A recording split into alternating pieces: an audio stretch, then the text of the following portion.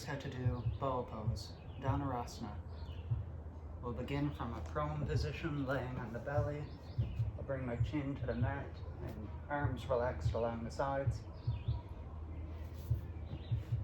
So picking a dark mat was a bad idea here. This is pretty hot right now. So from here, before you come into the pose, you want to do a posterior pelvic tilt.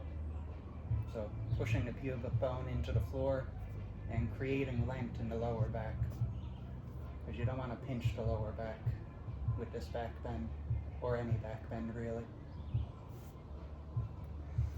So from this prone position, I'm going to bend the knees, drawing the heels towards the glutes. Hands will reach back, grabbing the ankles. So keeping that posterior pelvic tilt going. I'm going to press the feet back into the hands. And from here, I'll lift up chin and chest. And then lifting the knees, pressing the feet into the hands, drawing them upwards. The gaze is forwards and up. Okay, we're coming into a back bend here. This is also a shoulder opener and a hip opener as well.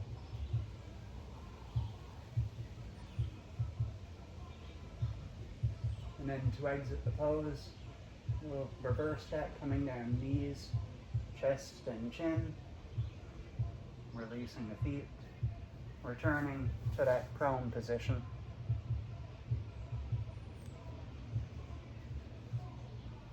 So that was a fairly deep back bend. You may want to counter that with a little forward fold.